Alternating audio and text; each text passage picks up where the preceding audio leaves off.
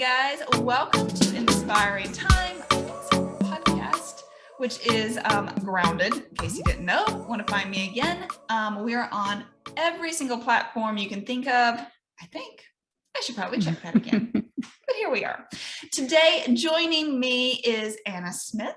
I am going to let her tell you all those fun details, and then we're going to dive into wherever this little road takes us. Let's do it. So thanks for being here. Thank you for having me. This is exciting. I've never done a podcast before. Yes. Again, I am the first.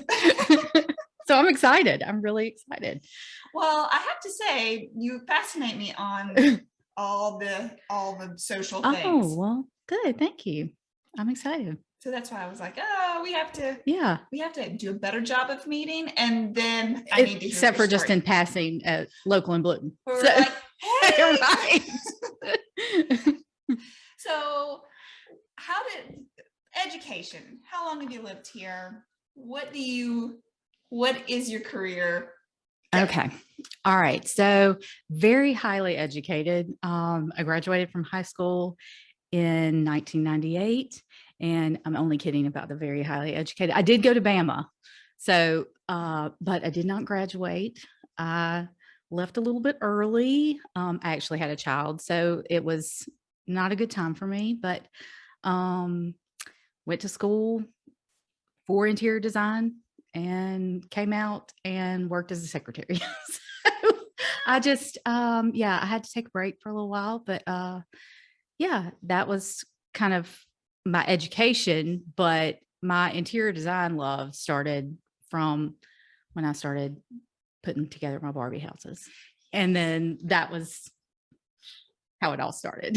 So you were like manipulating sofa benches and couches. Oh yeah. All the things. I Very early made age. furniture for them. That was like, and rearranged their house all the time. Like that was more important to me. And I did not like it when my friends came over and touched it. Oh, Yeah. no. It was, don't mess up the design. It just made those curtains. Right. Steamed them. Don't touch them. So that was how it like started, I think. So did you grow up in Pike Road, Montgomery area? No, actually, this is funny because I was just talking to my dad about this the other day. I told him, I said, I really don't even know where I'm from because we moved a lot. It's a military problem too. Well, we were not military, but we moved from Mobile. I was born in Tuscaloosa. Then we moved to Mobile. I was there until I was about 10 years old. And then we moved to a place called Dixon Mills, Alabama. Ooh. Nobody knows where it is. I feel like I have heard of this name before. You may have driven through it. It's on 43. You may have driven through it if you've gone from, there's Linden in between, Thomasville. I'm in Thomasville. Yes. Okay. So Dixon Mills is right next to Thomasville. So lived there, went to high school there, or middle school and a little bit of high school. Then my parents divorced. So we moved to Chipley, Florida. And that's where I went to high school, finished high school there. And then I moved a few places after that. So I've just kind of been everywhere. And so I don't really know where I'm from necessarily, but so I just kind of say Alabama and, a little bit of Florida. I think you get to pick whichever one is your favorite. I think you go from there. Yeah. I still have my best friends that live in each place. So I still talk to them. So do you feel like you pick up some ideas and little tidbits from each town? Oh yeah, for sure. For sure. Whether it's an influence of a person or a family or church or whatever. Yeah. I always feel like when we leave, I'm like, I got this recipe from Little right. Rock. Yes. So I'm done here. Yes. Yeah. I've got my little bit of everything from everywhere. I would say, being here now as an adult, I can look back and say, okay, this is what I took from a person there. And then like I said, I still have friends that live there. So I still get to go back. I still get to be immersed in it. I was very much when I was in Chipley, there's rodeos. There is like all the things. I worked in a Western wear store, not into country music at all, like not my speed, but immersed in the lifestyle. So I have a great appreciation for it. There you go. All right. Yeah. So let's fast forward. We've done the college thing. It's been slightly traumatic and a little rocky, maybe. Yeah. Probably learned a whole lot, persevered a whole lot. Oh, yeah. Very resilient. Yeah. And now we're figuring it out. Yeah. Oh, hey. The kitty has joined us. Yes. I should have put him up. Hi, Rose. Okay. Well, you can stay for a minute. Okay. So we're working on like, not career, we're working on jobs at this point. Is that what you would say? Oh, yeah. So I got out, well, when I left school, I left about a year early of graduating. And so when I got out, I think my mentality was, you didn't finish, so you don't have really the right to pursue this career, and didn't know that people did pursue a career in decorating or interior design, because they put such an emphasis on your having these letters behind your name and letters. Yes. And so I think for many years, I let that hinder me from doing what I was supposed to be doing.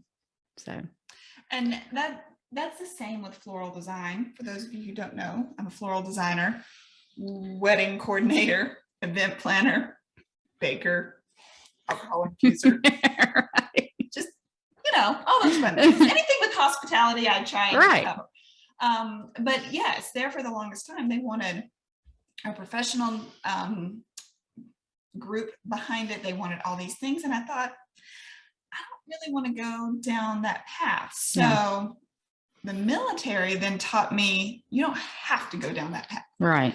I have to be super okay with just coming into the community we're in and just doing what I can with what the talents that I have. Yeah. And that sounds exactly like what you did. Well, it really, I mean, like I said, it hindered me for a long time, even though I didn't know, I guess necessarily that I was still doing interior decorating, because I would go to my friends' houses and we'd put their rooms together and we'd hang pictures and we'd do all the things. I would go to, I'd go shop for them and then bring them stuff, like whether it was at the thrift store or whether it was at a department store.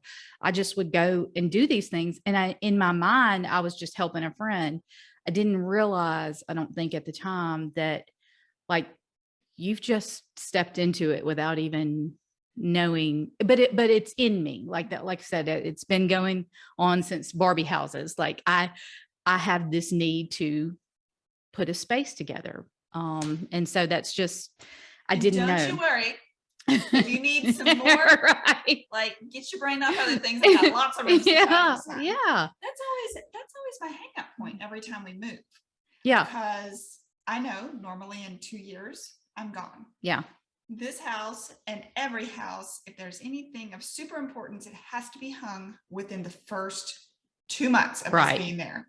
Because I know that those holes better matter when I have to fill them all back in and paint back over. So the max amount of time they can be up, I need them to be up. In fact, I don't even carry that much art with me because number one, if there's glass, it gets broken. Right. And then I never get the glass repaired. So then it sits under a bed somewhere. Mm-hmm. But okay, so you love interior design. Yes. It is. Yes. It is the passion. Yes. I would say that is my first passion. I have many, but it would be the top of the list for what fills my cup up with my personal business name. Yeah. What is your? Oh, Anna H. Smith Design. Okay. Art and design, because I do paint as well. Which is how I originally came to know you. Okay. I was introduced at Local and Bloom. Yeah. And they were like, that's right. Yes. Like, okay, painter. Yes. So that's also interior designer. Yes. Which I can find out later. Well, and I think that's probably, they go hand in hand for me, because if I can't find what I want, I know that I can create it. And I feel like I probably decorate a lot around artwork. Or, like that can be, if I can't find what I'm thinking of, I'll find the artwork first, and then the rest of the room will just evolve around it. So okay, number one, where can people find you if they want to see your artwork? Instagram and Facebook. Okay. Yes. What's the handle? At Anna H Design. I will put that on the screen here in just a moment. Yes. Anna H Smith Design. And then Designs on Facebook. So there's two different ones, but it's fine. I know.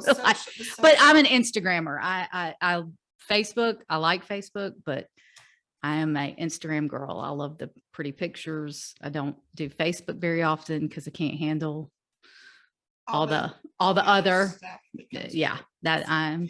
And see, I guess I've been using Facebook for so long, I just kind of stuck with it. Yeah. And I have a larger following probably on Facebook, but I do Wind Down Wednesdays every week. Yeah. And that's where it started, and that's where it stays because I'm long-winded and 10 minutes doesn't usually work for me. Right. Hey.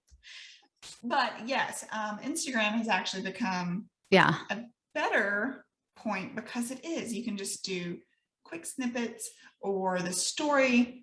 I mean, they both function the same way. It's just which way do you want to go? So if you were describing your artwork, your painting, what is the feel like? I mean, most of it is all abstracts, but it's just, I like things that make me happy. The colors that I use really depend on where I think that it's going. Like in my mind, I probably decorate a room and go, okay, this would look so good. Or I find a pillow that I like and I'm like, I need to create art that will go with this pillow or a rug or whatever. So that's kind of. I love that. That's such a great tip for anybody who is trying to decorate that pesky room. Yeah. And they want to do it themselves just to say, haha, yeah, I've done it. Find that one thing that speaks to you and start there. That's just like a wedding. I always tell my brides, I say, find the one thing, whether it's a flower, the color, the dress, you find the one thing and then you build off that. Right. You can't find 6 things. Yes. Or you're going to have a mess. Because I like a lot of different things. I mean, like I don't feel like I have just one style. I like so many different things. So I have to try to rein that in. I have a hard time with that sometimes because I do like so many things. I'm just like, I love this and this and this. And that's why I have so many, like, I like to paint furniture. I like to paint paintings. I like to recover furniture. So I just have a lot of things that I like to do. And so sometimes I have to like hone it in, but. So how long have you been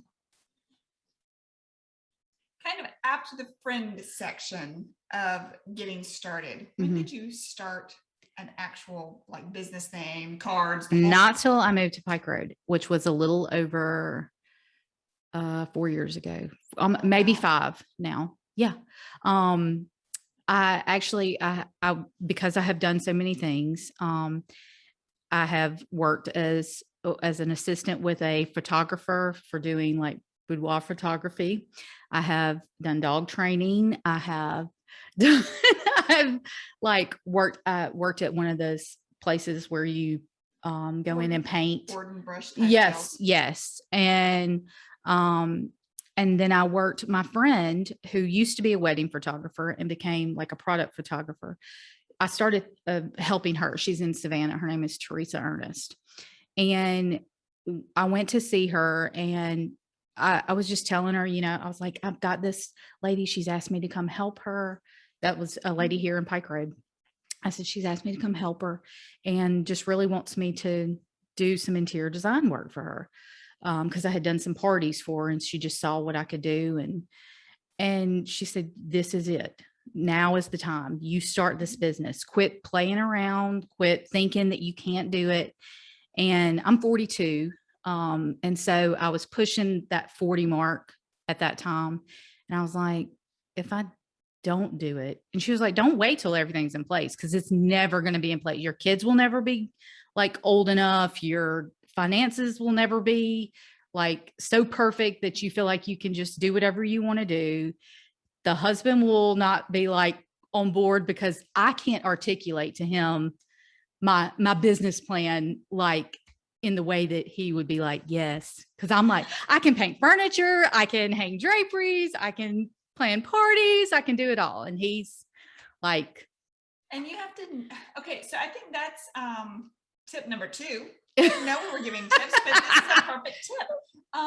Don't wait until oh no. Sometimes you just have to see an opportunity as an open door. Yeah.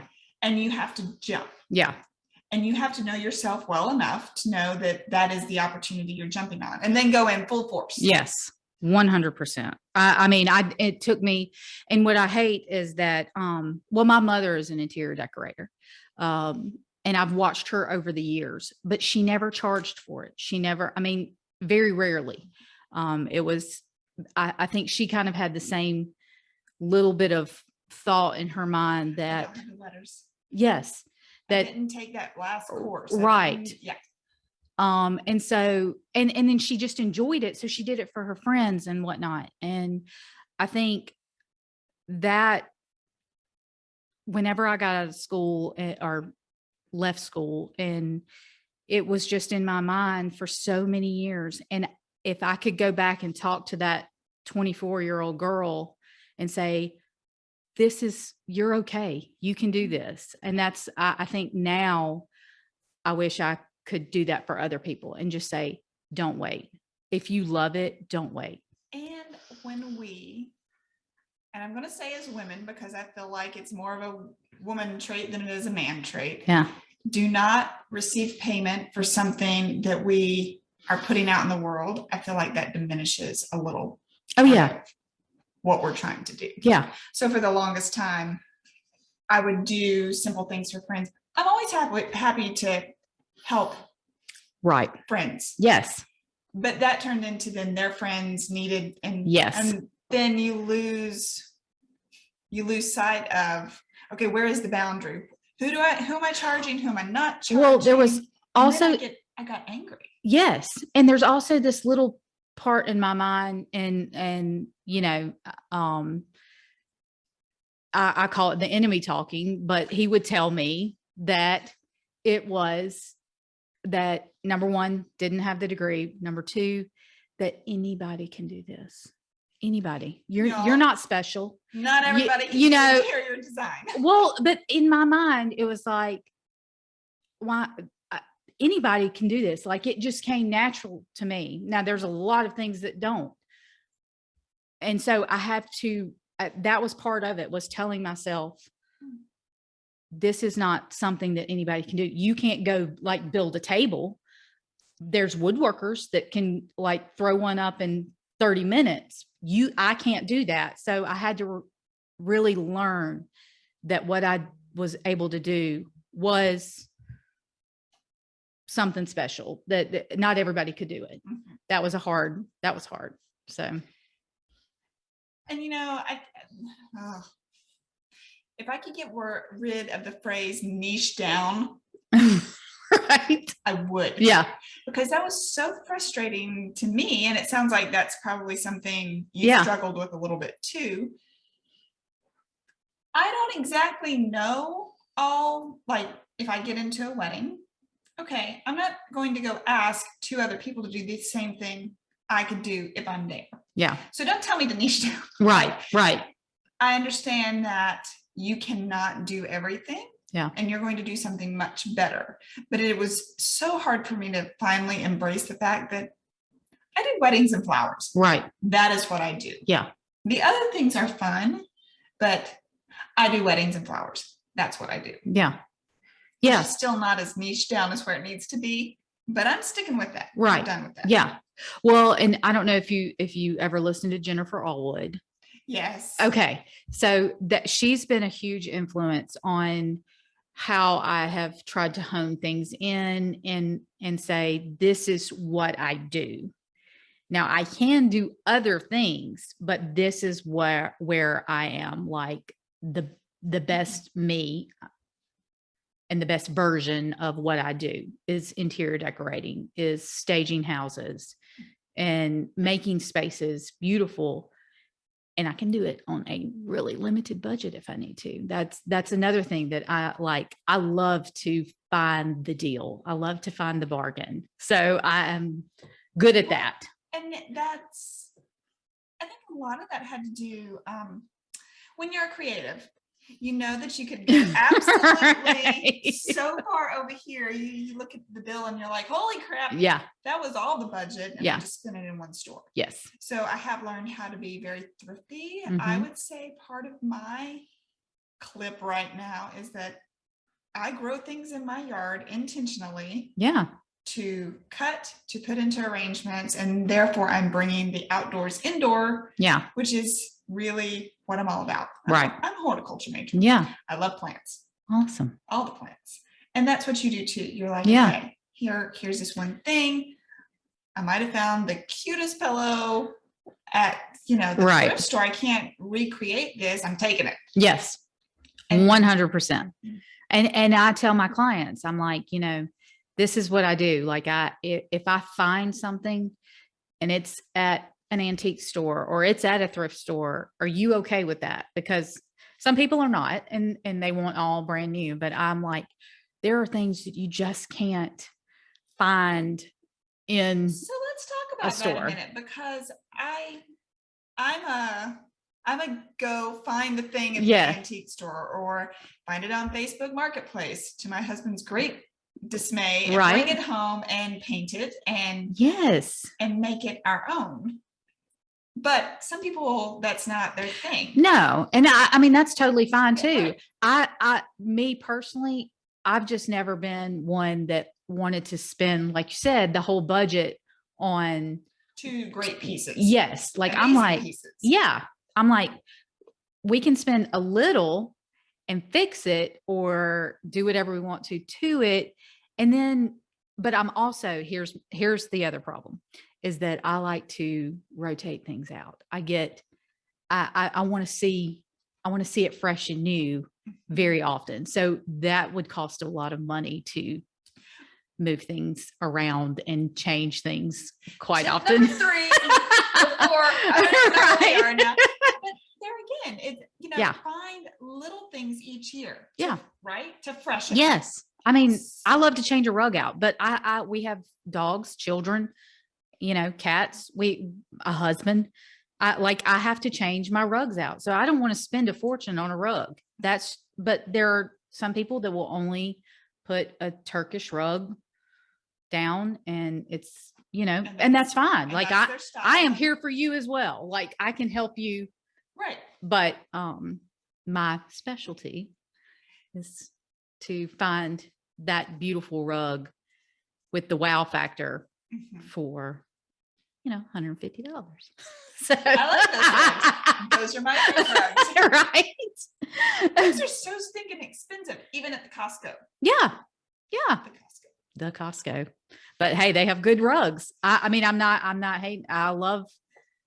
There's one in there right now, but we also have a dog and a cat and kids. So yes, definitely look for things that are interchangeable, and you aren't going to be super ticked when you spill red wine all over it. Right. That is, I mean, because we live in our houses, and also there is this idea that you have to buy something that can be passed down. That was the past. We don't pass things down anymore. Nobody wants our IKEA table because they've already bought their IKEA table. But, and there are a few things, like I have a few antiques in my house that I love. They were my grandmother's. I'll keep them. But if my children don't want them, then they'll go to a thrift store and maybe somebody will repurpose them again. But it's just the idea of having to buy something that will last, 60 years or longer is just, those days are gone. And then you can tell people get frustrated on antique places or Facebook Marketplace or whatever, because they're expecting a certain amount of money for the old antique world. Right. Nowadays, people just want it to paint. Yes. Well, anthropology has made the dupe of the original. And so nobody's going to pay, when they can find it somewhere else and click on a button and it's shipped to their house. So that's just the way it is. And I embrace it. I'm fine with that. Yeah, I mean, I am too. At least I'm all about repurposing and Yes. reusing. Yes. So however I can do that. Yes. Not in the same state. But like, don't ask me to pay like $200 for a dresser that I'm just going to paint anyway. So that's right. Right. Okay. So how are you making this work with married life, kid life, mom life? Does this happen in your home? Do you have a storage building? Do you have a storefront? How does this happen? Oh, well, I do have a storage unit, and that houses all of my staging. So I stage houses too for, yes. So I do have a large storage unit for all of that. And it's so nice. I can walk in there and pick things out. And I have a garage that we don't park cars in. We park pillows and furniture and mirrors and artwork. And my little art studio is in there as well. So I paint in there. And then we have a dining room that I paint furniture in, and we have a guest bedroom that houses a few things as well. So, it's just kind of spread throughout. I'm like a little fairy that just leaves a little sparkle everywhere. It's like our house that has sprinkles of all things plants everywhere. Right. Yes, okay. Point being, you don't have to have a storefront to do this. No. Maybe And your sanity might be better. Well, and it maybe, because this really does allow me to, now I have a son that's 22, he's in Tuscaloosa. And then I have our daughter who is 8. And so it allows me the flexibility to be able to go wherever I want, whenever I need to be mom in Tuscaloosa, need to be room mom at school, whatever the case is. The flexibility of not having a storefront is that I create my own schedule. I do not have to be anywhere at any time. It's on my schedule. So, and I've gone back and forth. Yeah. This is the first time that I've really planted being an entrepreneur and a creative. We cart a lot of stuff with us. Yeah. And this is the first time in a while that I have said, no, we're doing this. The kids are old enough. And I'm finding, as I led you through the house, the dining room has been, we've got workshop world in there. Yeah. That's about to go out the door. I've got 2 or 3 next week. I've got weddings coming up, working on some fun holiday Love things. This. So I don't think we would not be as flexible. We would be more stuck to a time frame because you have a lot different bills to take care of. Yes. You've got rent, you've got electricity for the, your building, you've got all those things. So at this point, this is okay. Yes. And it still works. Yes. This situation right now is perfect. I'm able to be home. I don't have to make sure that if I'm sick or if my child's sick, that's the reason I didn't want to work in a store for another decorator or designer. I wanted my own. I needed to have my own time, my own flexibility. And with a storefront, I feel like I would just be tied to something that at this moment in time is not right for me. All right. If you were going to pass along a fun holiday decorating tip or something with the next little bit coming up, is there like something people should be looking for to maybe fluff their holiday decor stash? Are there certain pieces that you look for in particular? I love pillows and blankets. Those are easy to swap out and just give a little bit of zhuzh. Yes. I don't really decorate for other holidays. My daughter, who's 8, she basically forced me into decorating for Halloween, because she was like, everybody else does it. And we're like the house we're the creepy house that doesn't have any decoration. So I was like, okay. So I did do that, but I'll tell you this. So especially in this area, a lot of the houses have tall ceilings in this area. So because Pike Road is a fairly new community. And so they have really tall ceilings. Not everybody has a tall tree. We didn't have a tall tree, and we have like 10-foot ceilings. So I took a coffee table. This is my tip for Here's the tip. Christmas is I took a coffee table and I elevated my Christmas tree on and put my Christmas tree on top of this coffee table so that it appears, I think it may be like a 7.5-foot tree. And so but it looks so little in my room with these tall ceilings. So I elevated it on top of this coffee table, then put the skirt around it. Looks like a gigantic tree. And that way you have more room for Yes. like all your gifts go under easily. I'm telling you that I like. That is a fantastic tip. Y'all go ahead and pay Tyler some money for that tip. But it's changed everything. Because when I first put it in, I was like, I told my husband, I was like, we've got to get a new tree. I hate this. I can't. It just looks like the squattiest little baby tree. Put it up on that coffee table. Looks like a huge grand tree. So that's fantastic. Yeah. Thank you. Yeah. Oh my goodness. Okay. So we can find you on Facebook and on Instagram, mostly Instagram. Yes. Anna H. Smith Design. Mm-hmm. On Instagram. I'm about to put it up here. Yes. Follow her for all of her fun. She puts up her artwork. In fact, the other day I left an arrangement at Local and Bloom. And next thing I knew, I was like, my name is on stories. What's happening? And she posted, how to kind of decorate your front foyer table. Yes. So if you're looking for quick stories, things like that, she's always posting fun little, she does better than me on the reels. I'm learning. I'm still in the learning process. But there again, it's just do it. Just like, do it. It doesn't matter how it looks the first time. Well, that, and like, we're real people. Like the people watching, the people that I want involved and engaged with me, I want them to see that it's not all Instagram. Yes. It's not all Instagram pretty. So. Should have seen me a little while ago. It's definitely not Instagram pretty. Thank you so much. Yes, thank you. I'm so glad we finally got to. I know. This was awesome. Thank you. I enjoyed it. Thanks for being here. Yeah. All right,